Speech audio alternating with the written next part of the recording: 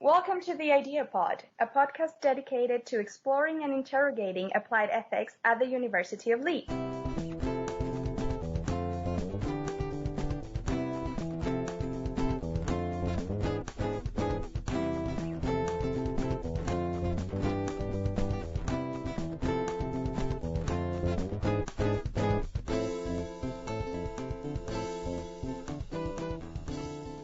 Hi everybody, welcome to the Idea podcast.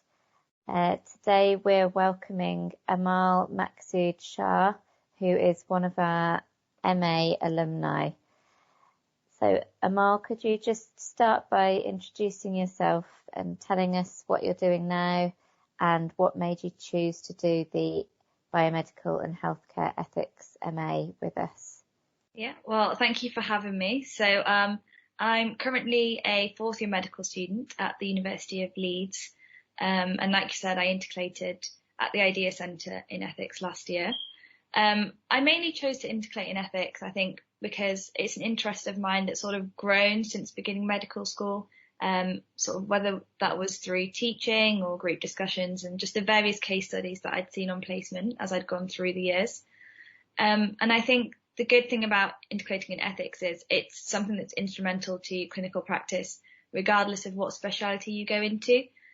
So taking this course has really helped to increase my confidence and help me to sort of develop the skills that I think I'll need in order to address any ethical issues that I might face during my career. Thanks very much, and I hope that it does have that impact for you. I just realised I forgot to introduce myself as well. So my name's Natasha McKeever. I'm the programme leader for the online biomedical and healthcare ethics. And last year I was the programme leader for the campus biomedical and healthcare ethics course as well. So just moving on to your dissertation, which you're going to be presenting today and we're going to be discussing. Could you just tell us just introduce what the topic is and tell us a bit about why you chose this topic. Yeah, sure. So my dissertation was looking at whether information about a patient's genetic condition should remain sort of strictly confidential. And I think the main reason I chose to look at this is because classically and traditionally confidentiality is sort of considered at an individual level, whereas the familial components of genetics does set out and challenges some of those traditional approaches. And I think also it has been shown that a lot more genetic tests have been entering mainstream practice. And so I think it's important for clinicians to know how to navigate these sort of ethical issues as they become more common. Thank you very much. And you presented this dissertation for us at the medical ethics evening that we had in October. And we really, really loved your presentation. You also did very well in the dissertation. So we've asked you to come back and record this podcast with us so that more people could listen to what you've got to say and hear about some of the ethical issues that is raised by this topic. So thank you again for your time. No problem. Now I'm going to ask you if you could just present your dissertation to us. I know you've got a presentation prepared, and then following that I'll just ask you a couple of follow-on questions about it. Yeah. So I'll hand over to you now. Thank you, Okay. Amaal. Thanks. So yeah, like I said before, my dissertation was looking at whether or not a patient's genetic information should be kept confidential. And so I began my dissertation by looking at the current practice and guidance. And I found that like other forms of healthcare information, genetic information is covered by the principle of confidentiality. And that the GMC indicate in instances where there is public interest in knowing this information. So, for example, if it would leave others at risk of death or serious harm, that non-consensual disclosure is justified. And I found this to raise an ethical conflict between two principles. So the first was maintaining patient autonomy in terms of a right to confidentiality and privacy, and the second is the utilitarian principle to protect vulnerable individuals from harm. And then in order to explore the overall question, I think I first looked at the benefits of genetic testing and keeping genetic information confidential, and tried to clarify the interest in these two.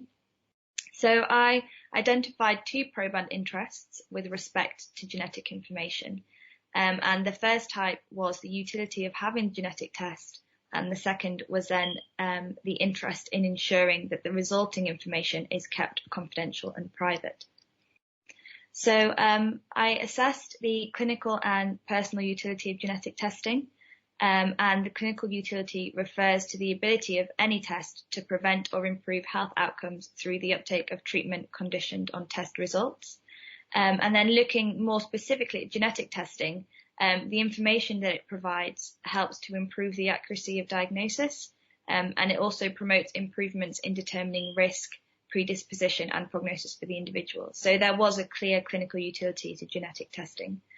And then looking at personal utility, which involves considering the social and psychological implications of the test, all genetic tests have the capacity to ameliorate uncertainty to some extent, and can provide information to inform family planning.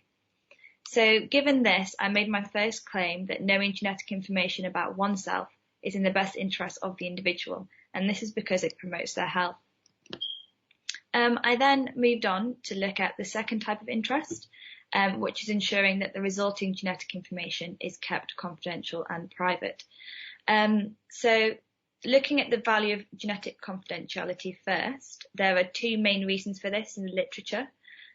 So the first is that it underpins the clinician-patient relationship by permitting individuals the opportunity to divulge any information that they have about themselves.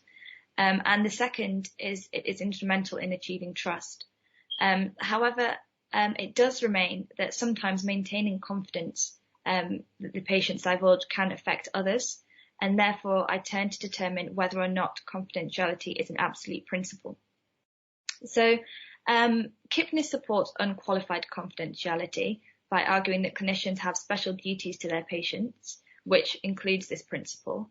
And whilst I did agree with Kipnis that special duties do exist, I did find that these duties are not necessarily unqualified.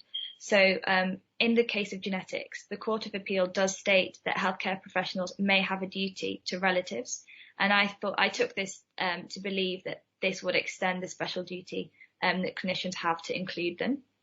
And then elsewhere, Kennedy discusses confidentiality as being sort of clearly obstructionist, and therefore looking at the clinical and personal utility of the test, not permitting at-risk relatives access to the information could obstruct them from deriving such benefits. So given all of this, I then concluded that whilst there is value to confidentiality, it's not absolute. And then the importance of confidentiality can actually be understood as a right to privacy.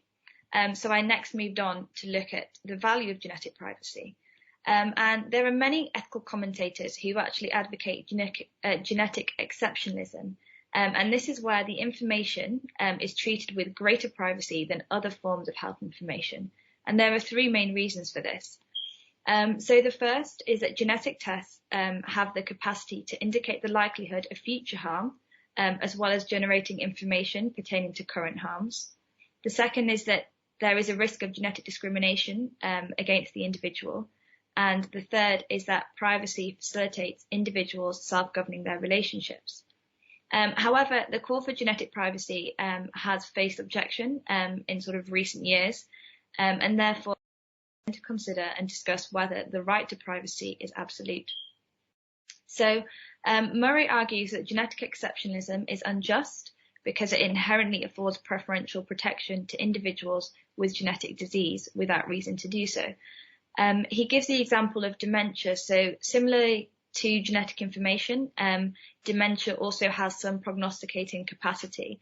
However, because the genetic component is either under researched or it isn't necessarily there, we don't afford the same level of privacy to information regarding dementia. Additionally, Gostin argues that individuals do not necessarily want absolute control over their health information but rather the assurance of respect. So, given this, I then made my second claim, which is that there is value to keeping genetic information confidential and private. However, neither of these principles are absolute. So I knew that confidentiality is traditionally considered at the level of the proband. However, genes are widely shared by biological relatives, which challenges this consideration. Therefore, it was important for me to determine who the genetic information belongs to. So to do this, I looked at two prominent models within the field. So the first being the joint account model and the second being the person account model. So by the joint account model, genetic information is shared by more than one person, and therefore it should be made accessible to all relatives. And there are two main arguments to support this model. So the first is the principle of justice. And this is to say that the proband should not be able to benefit from familial genetic information, which is often used to construct a family history when consulting with genetic clinicians, and yet prevent relatives from accessing such benefits. And the second is that at-risk relatives who do develop symptoms may lose trust in clinicians who they acknowledge have a duty of care towards them. However, I argued that by appealing to the principle of justice, the model appears to endorse the non-consensual disclosure of genetic information to facilitate research, and this is because individuals similarly derive benefit from population-level genetic studies. Therefore, I argued that the joint account model fails to establish the familial claim to genetic information. So I then moved on to look at the person account model, and the person account model determines genetic information as belonging to the proband, and therefore involves upholding confidentiality as the default. So there are three arguments in support of this model. So the first is that individuals have autonomy to determine what happens to their genetic information. The second is that it maintains trust, and this is important as breaches could prevent the proband from engaging with clinicians. And the third is by the burden of proof resting with those who desire to breach confidentiality, it is in accordance with patient-centered care.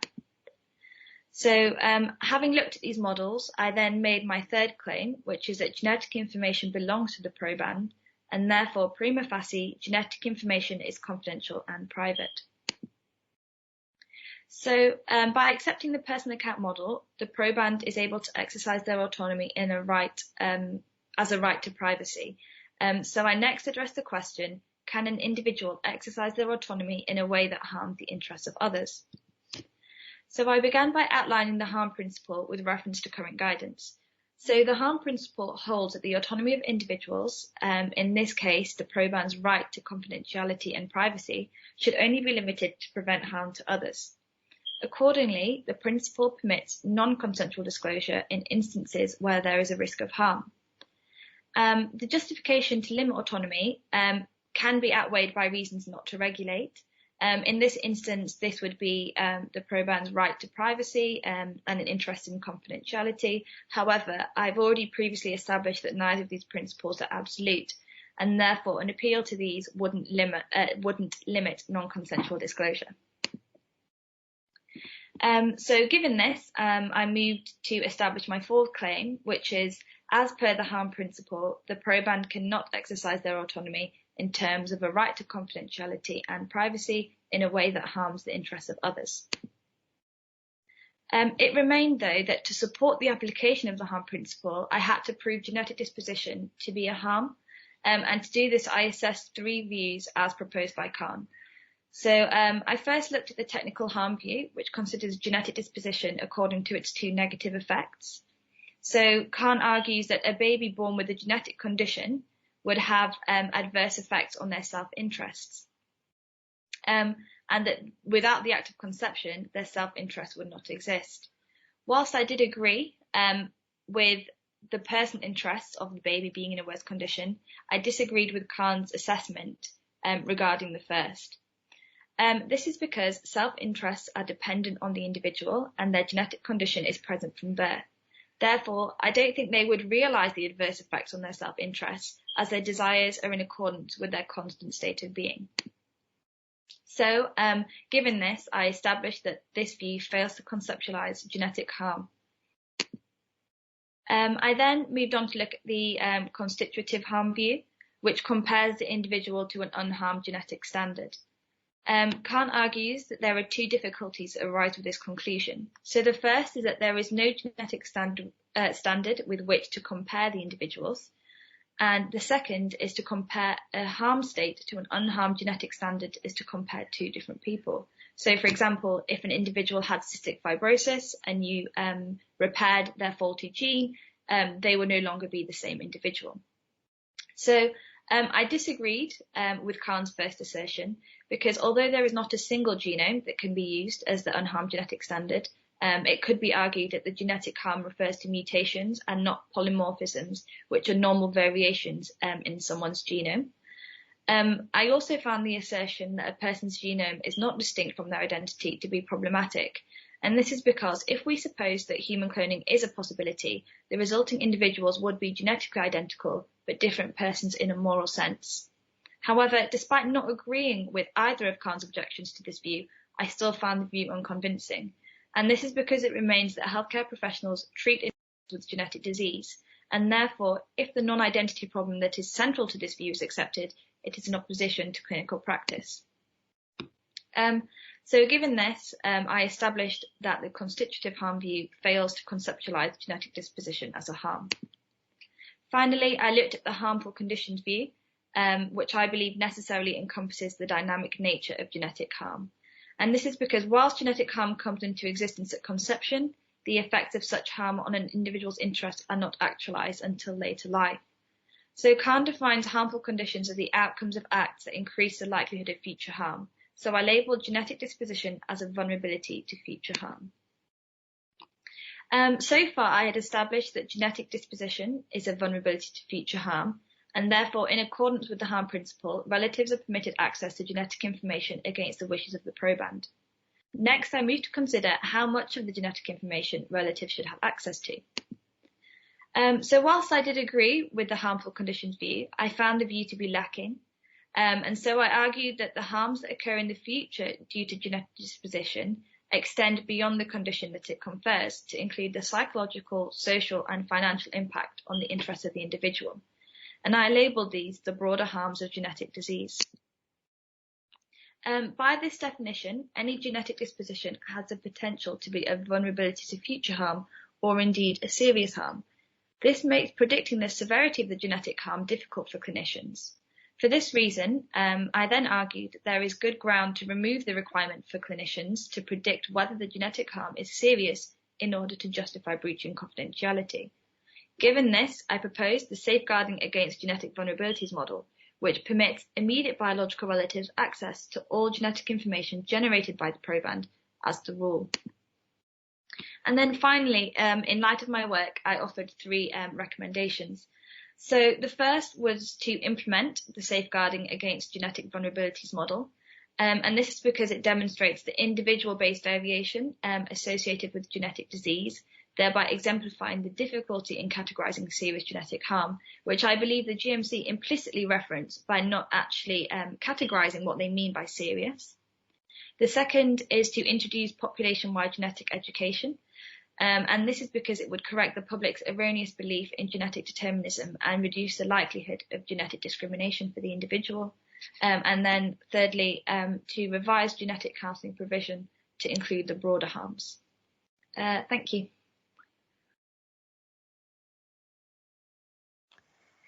Thank you so much, Amaal. That was really, really interesting, and I thought you did a fantastic job of narrowing 12,000 words down into a 15-minute presentation, which is not an easy task to do. So thank you and well done. So just going to ask you a few questions, just following on from your proposal. I think confidentiality is a really tricky issue, and it's something that I teach on one of my modules, and I think it's something that medical students in particular tend to be quite interested in, because it's likely to come up in their careers that they might have to face dilemmas where they need to decide whether to keep something confidential or to disclose it. So in general, doctors and other healthcare professionals should keep things confidential, as you outlined.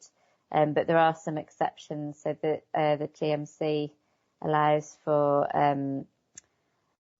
healthcare professionals to make disclosures in the case of serious crimes being disclosed or the potential to commit a serious crime, and also for serious communicable diseases. Do you think that your model that you've proposed in this dissertation provides a kind of better way for thinking about those kind of cases? I do think that someone could argue possibly that my work could be extended to include serious crime and serious communicable diseases. And I think that's because, similar to genetic harm, the GMC justify, like you said, non-consensual disclosure with the caveat of it being serious. However, I don't think that it could be justified to breach all instances of of communicable diseases or crime. And that's because I think it's a lot easier to predict whether or not the crime or the communicable disease would be serious to the relatives or the individuals that the clinician would be considering disclosure to. So, for example, crime is stratified already by the judiciary system, where criminals will receive different sentences depending on the severity of the crime committed. And similarly with sort of infectious diseases and communicable diseases, again, it's quite easy to be explicit and predict whether or not that will cause serious harm to the individual. So whilst I can see someone could argue that, I don't think necessarily that it could be used to justify saying to relatives that we will give you all the information, because I think it's a lot easier to predict whether or not it will be serious for them. Thank you. That's cleared that up for me. So the other thing I wanted to ask you about is the model you propose, the safeguarding against genetic vulnerabilities model, is based on preventing harm. The other model that you discussed, the joint access model, proposes giving relatives access to the same genetic information, but this model is based on ideas of justice. Do you think that the safeguarding model is stronger because it's based on the notion of harm rather than justice, or is there another reason to prefer it? I do think the safeguarding model being based on harm does lend more support to it. And I think this is because, unlike the joint account model, the safeguarding against genetic vulnerability model does recognise the value of confidentiality and the right to privacy, although these principles aren't considered absolute under it. So I think the importance of it recognising these things is that because you consider it as being private and sensitive information, it encourages the clinician to perhaps only disclose information that pertains to disease-causing mutations, and therefore to limit the information that's given to relatives by its relevance. And also, I think it requires the clinician to consider the family rather than just the proband as the unit of care, which aligns sort of with current guidelines and legislation that do promote non-consensual. Thank you. So it sounds like there's quite a few reasons there to prefer that model. I think so. I just had one final thought, which was, so if we do abandon the view of confidentiality regarding genetic information being an absolute right, that I was thinking about the implications that this could have. So suppose somebody goes to be tested to see if they have a genetic disposition to a certain condition, and the doctor tells them that if they do have the genetic disposition, she will have to tell their relatives. And because the person doesn't want this, they refuse to have the test.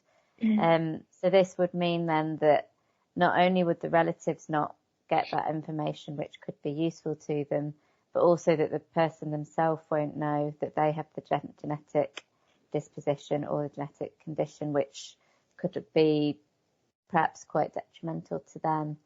Mm-hmm. Do you think this is a likely implication of abandoning the idea of absolute confidentiality? And does this make you worry about your proposal, or do you think it could be mitigated, or perhaps just isn't really a big concern? Yeah, so with regards to the likelihood of this happening, there have been studies that have shown in most cases individuals who get genetically tested are happy for the treating clinician to inform relatives. However, of course, I think it does remain that on rare occasions individuals won't consent. So I think with regards to likelihood, it is something that we do need to look at, because clinicians will at some point possibly have to navigate these sort of decisions. But again, I don't think it's something that would be particularly common. To the second part of your question, what does it mean for the proposal? I think there are similar instances where individuals must choose whether or not to get tested. Based on the clinician's duty to tell relatives. So, for example, if an individual goes to get tested for HIV, they know that if it does come back positive, the clinician is permitted to tell their relatives. And regardless of this, individuals continue to get tested every day for things like HIV and other communicable diseases. So that's sort of an analogous situation that we can look to see whether or not people would continue to get tested. Although I agree, it's not exactly the same, but it can be used to inform the proposal here. And then I think also it's important to consider the possibility of malicious reasons for not consenting to disclosure. So there have been instances where individuals, particularly those who either are estranged from or maybe feuding with their relatives, have refused consent for disclosure in order to deny them the access to the benefits of knowing that information, rather than out of concern for their own confidentiality, which I've sort of discussed throughout the dissertation. So I think this also adds favour to the model, because it considers that as being an additional form of harm that relatives might have to endure. So with regards to mitigating these things, so I think by recognising him, that's the first step. And then similar to, like I said, HIV testing and things, I think it's important to have sort of a qualified conception of confidentiality, where clinicians are obligated to tell people before they come in to be tested, in advance of conducting the test, that the information will be disclosed to their relatives, and then it's up to them to make an informed decision, as they would do with any other sort of medical decision that they'd have to do, whether or not they would prefer the utility of knowing the test or perhaps their privacy. And again, you wouldn't necessarily need to give the individual's name within the family to the relatives. It would just be that they have an increased risk because somebody it would remain anonymous, has tested positive for X disease, and therefore they recommend coming in for tests themselves.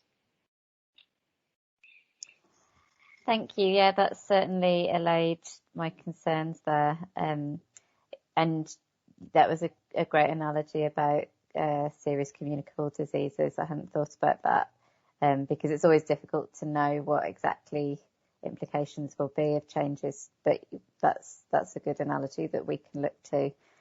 And yeah, I hadn't really thought about malicious reasons for wanting to keep on to that kind of information.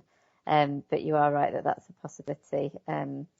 And there probably will be few cases, I suppose, where people aren't happy for the information to be disclosed. So perhaps it's not such a big worry. And like you say as well, it would only they would know in advance that this information was going to be shared. Yeah. So I think I'm convinced anyway of your proposal. Well done. It was I think you've outlined it really well, and also managed to respond to my concerns very clearly. Did you have anything else you wanted to add or discuss? No, I think that's everything. Thank you for having me on the podcast. It's been a really good experience. Great. Well, we'll wrap up there then. I know that you've got a study day today in the middle of a busy placement, so I don't want to take up more of your time. But I'd just like to thank you again for coming on the podcast today. I'm sure people will really enjoy listening to this. So thank you very much, Amaal. Thank you. And bye-bye for me as well. The Idea Pod is produced by the Interdisciplinary Ethics Applied Center at the University of Leeds. Find out more at ahc.leeds.ac.uk/ethics. Music composed and conducted by Josh Armitage.